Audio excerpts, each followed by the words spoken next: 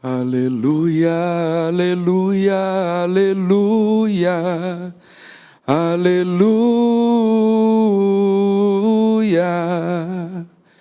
aleluia, aleluia, aleluia, aleluia.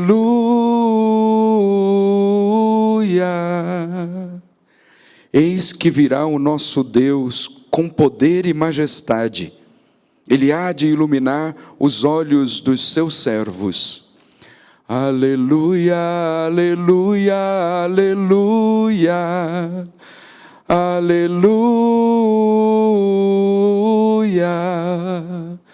aleluia, aleluia, aleluia, aleluia.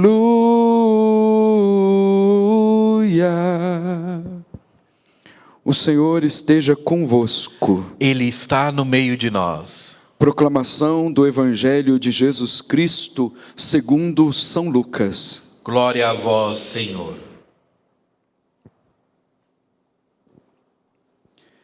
Naquele momento, Jesus exultou no Espírito Santo e disse: Eu te louvo, Pai, Senhor do céu e da terra, porque escondeste essas coisas aos sábios e inteligentes e as revelaste aos pequeninos.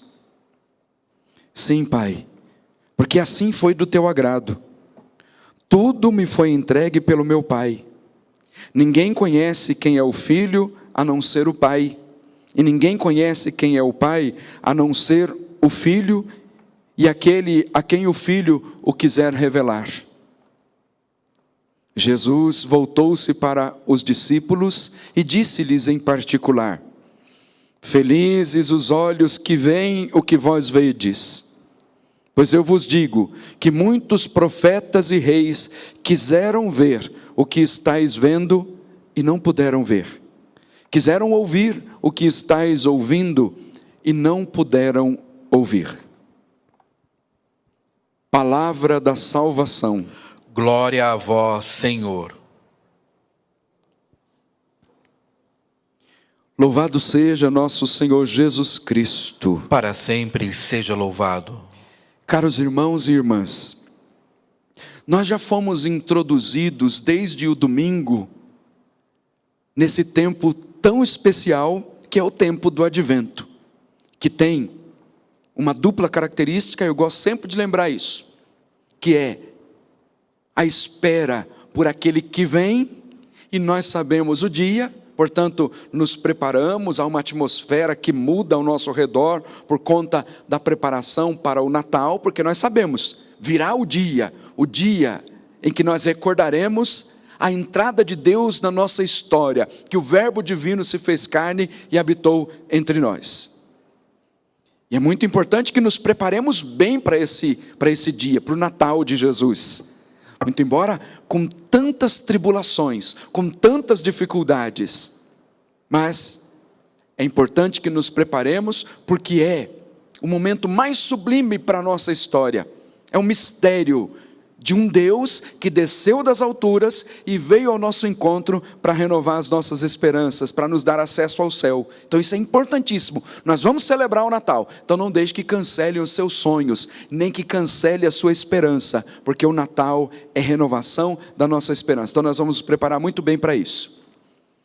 E a segunda característica, a segunda dimensão, é a parousia, é a espera do dia que o Senhor voltará glorioso para julgar os vivos e os mortos. A gente não sabe se é hoje à tarde, se é amanhã, se é depois de amanhã, se é daqui a um ano, a gente não sabe. Então há uma exortação para que nos preparemos muito bem para esse dia, o dia que o Senhor irá voltar, e Ele vai voltar. Esse tempo é um tempo especial para lembrarmos disso, é doutrina, verdade de fé, que o Senhor voltará glorioso. Voltará para estabelecer então o seu reino definitivo. As leituras do profeta Isaías nos acompanham durante este tempo do Advento com uma palavra de esperança tão antiga e tão nova. dirigida ao povo num contexto difícil em que estavam vivendo, um povo cheio de expectativas também, à espera de um Messias, à espera de alguém que pudesse mudar a história. É então tão antiga e tão nova, porque esta mesma palavra renova as nossas esperanças, renova as nossas expectativas. E começa dizendo assim: nascerá uma haste do tronco de Jessé, e a partir da raiz surgirá o rebento de uma flor. Toda vez que a Sagrada Escritura apresenta essa imagem, nascerá uma haste a partir de um tronco, que parece que está ali, é só o tronco. Mas enquanto tem raiz, há esperança. Esse mesmo exemplo aparece no livro de Jó, a esperança para o ferido, a esperança. Mesmo que a árvore esteja cortada, esteja só no tronco, enquanto tiver raiz, há esperança, porque ela pode brotar. E essa palavra de esperança que Deus dirige por meio do profeta Isaías ao povo daquela época, portanto, repito, uma palavra de verdade e de esperança tão antiga e tão nova, porque é dirigida a mim e a você hoje. Enquanto o tronco tiver raiz, dessa raiz, desse tronco, brotará uma haste, nascerá uma haste do tronco de Jessé, e a partir da raiz surgirá o rebento de uma flor. Então lembre-se disso, enquanto o tronco tiver raiz, há esperança, porque vai brotar. Nós estamos enraizados em quem? A nossa raiz está no Senhor. Enquanto você tiver raiz, enquanto você estiver enraizado no Senhor, na palavra de Deus, alimentando a sua vida com a oração, mesmo que os tempos sejam difíceis, parece que a árvore está cortada, parece que é só o tronco, parece que não tem mais esperança, mas enquanto tiver raiz, brotará deste tronco uma haste, e desta haste uma flor. O profeta estava falando a respeito da vinda do Messias, sem dúvida alguma. São palavras que, lidas à luz do Novo Testamento, nos ajudam a compreender do que é que o profeta estava falando, porque em seguida ele diz: quem é este que nascerá do tronco de Jessé, a partir dessa raiz que surgirá um rebento de uma flor? Sobre ele repousará o Espírito do Senhor, o Espírito de sabedoria, discernimento, de conselho, de fortaleza, de ciência, de temor. E no temor do Senhor encontrará ele o seu prazer. Isso quer dizer, sobre quem pousar o Espírito do Senhor em plenitude, esse é o Messias. E ainda, sobre quem pousar o Espírito do Senhor em plenitude, é aquele que também dá a graça do Espírito, dá a graça da vida para todos os seus. Então a gente reconhece que se trata de Jesus. Do tronco da haste, do tronco de Jessé nasce uma haste, e a partir da raiz, o rebento de uma flor. Também é para dizer outra coisa muito importante: a vida é refeita, a nossa história é refeita num momento de maior simplicidade de toda a história da nossa salvação, que é um Deus que desce das alturas a um desprendimento do coração da Santíssima Trindade, e Deus se faz carne, habita entre nós, assumindo a nossa fragilidade, assumindo a nossa condição de pecadores, para nos devolver a dignidade original. É Deus que desce das alturas, assume a nossa condição humana decaída, para nos elevar à graça da santidade, para recuperar a graça primeira. O tempo do advento tem essa característica.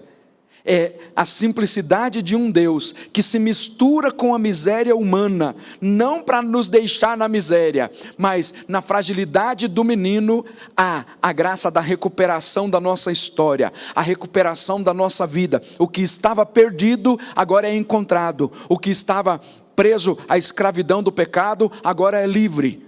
O menino Deus, na sua fragilidade, vem para nos libertar e estabelecer um novo tempo, uma nova história, e abrir-nos para nós a graça dos céus.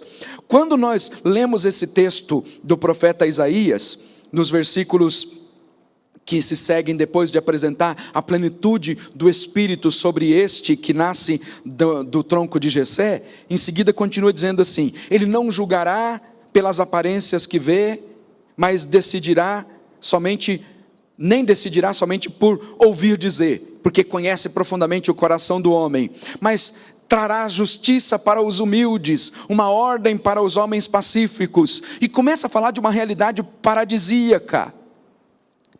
Sabe por quê ele quer falar dessa realidade? Porque a vinda do Messias é para nos devolver aquela dignidade primeira de uma relação perfeita que existia entre o homem e Deus, que é a realidade paradisíaca. A realidade primeira, quando Deus criou o homem e a mulher, a sua imagem e semelhança, o homem e a mulher tinham uma relação perfeita de amizade com Deus, uma harmonia com toda a obra da criação. Agora, e na linguagem de São Pedro diz assim: são novos céus e nova terra, onde habitará a justiça. A vinda do Senhor promoverá isso. É uma realidade paradisíaca. O texto continua apresentando isso. Fustigará a terra com a força da sua palavra, destruirá o mal com o sopro dos lábios, cingirá a cintura com a correia da justiça e as costas com a faixa da fidelidade. E aqui está mais ainda da característica da realidade paradisíaca, de algo que talvez a gente não consiga imaginar na nossa realidade que nos cerca, porque ele diz assim: o lobo e o cordeiro viverão juntos. Como é possível isso? O leopardo e deitar-se ao lado do cabrito, o bezerro e o leão comerão juntos, e até mesmo uma criança poderá tangê-los. E continua ainda falando mais sobre essa realidade paradisíaca que se dá com a vinda do Messias. Naquele dia, a raiz de Jessé se erguerá como um sinal entre os povos, hão de buscá-la as nações, e gloriosa será a sua morada. O menino Deus, na sua simplicidade, vem para transformar a nossa história, para renovar a nossa esperança.